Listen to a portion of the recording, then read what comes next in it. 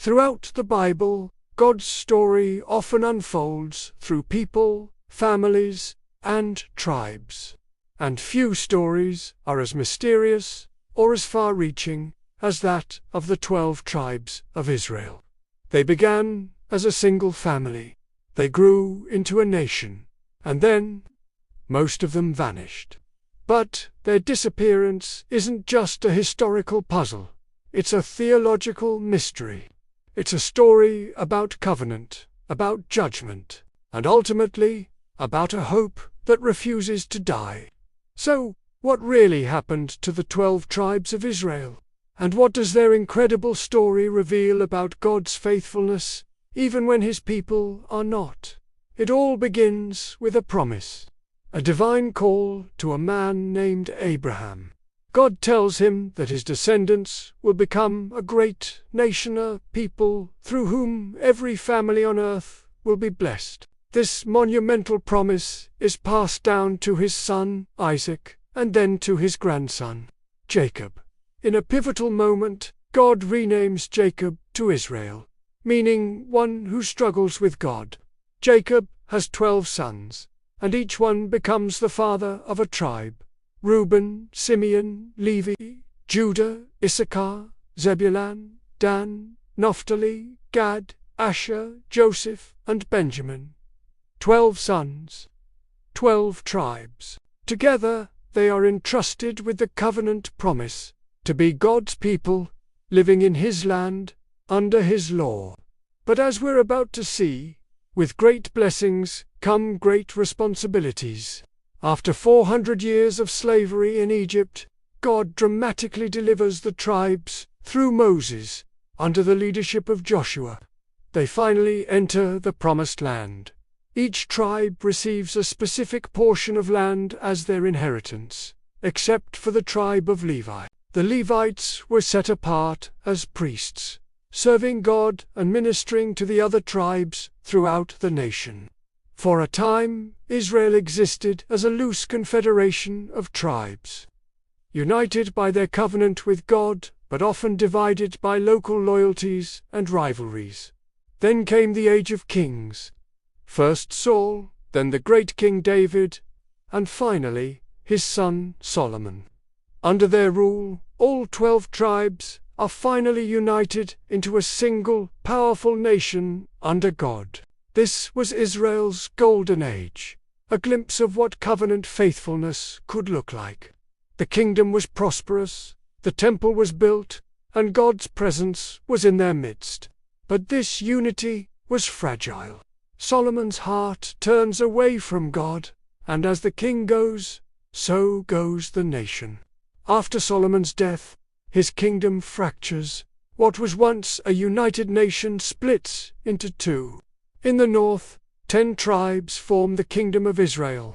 In the south, the tribes of Judah and Benjamin, along with many Levites who flocked to Jerusalem, form the kingdom of Judah. This division marked the beginning of the end for the northern kingdom. The prophets of God repeatedly cry out to both kingdoms, pleading, "Return to the Lord your God." But the north refuses to listen. They erect idols, embrace foreign gods, and completely abandon their covenant. And so, the warnings that Moses had given centuries before began to unfold with terrifying precision. In 722 BC, the brutal Assyrian Empire sweeps down from the north. The capital city, Samaria, falls. Cities are burned, and families are torn apart. The Bible gives us a stark, chilling account. The king of Assyria carried Israel away to Assyria, and placed them in Helah, and on the harbor, the river of Gozan, and in the cities of the Medes, and then silence. The 10 northern tribes seem to just fade from the pages of history. They never organize a return to their homeland. They become known to the world as the lost tribes of Israel. Only the southern kingdom, Judah, remains. They too will face a similar fate of exile under the Babylonians. But crucially, they eventually return to rebuild Jerusalem and the temple. It is from the tribes of Judah, Benjamin, and Levi that the Jewish people of today traced their heritage. But what about the others? The 10 lost tribes? Where did they go? Over the centuries, this question has sparked countless theories and expeditions.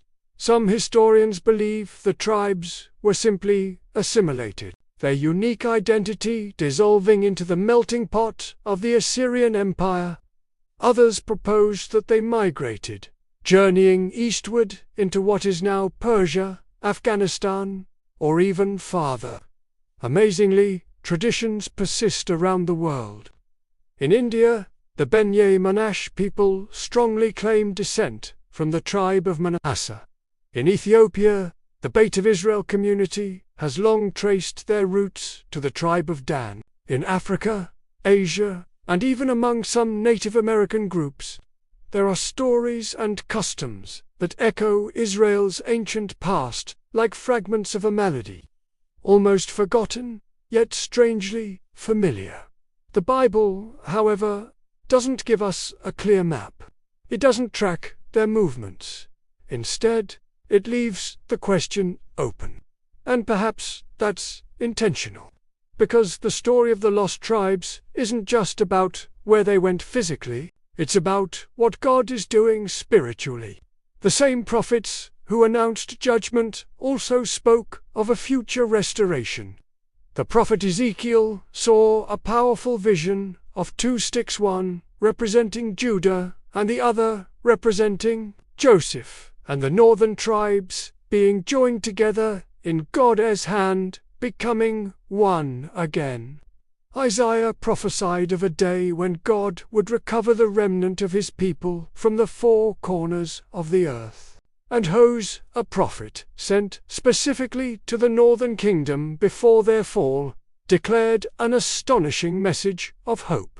He wrote that one day, those who were called not my people will be called children of the living God. This is the ultimate twist in the story. The scattering of Israel, which began as a judgment, becomes the very means by which God's promise to Abraham starts to be fulfilled on a global scale. Through his descendants, all nations would be blessed. In the New Testament, the Apostle Paul picks up this very theme. He argues that through faith in Jesus, the Messiah of Israel, people from every nation, Gentiles, are grafted into the family of God, becoming spiritual children of Abraham. The story of the lost tribes teaches us that no one is ever truly lost to God.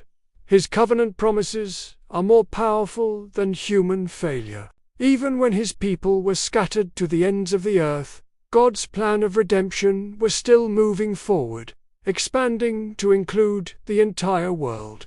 The disappearance of the 10 tribes isn't just an unsolved mystery. It's an invitation to see a bigger story. A story of a God whose faithfulness endures forever. Who judges with justice, but restores with unimaginable grace. And who is still at work today, gathering a people for himself from every tribe, tongue, and nation. Thank you so much for joining me on this journey through history and scripture. If this story fascinated you, please hit that like button and subscribe for more deep dives into the stories that have shaped our world. I'd love to hear your thoughts in the comments below. Until next time, stay curious.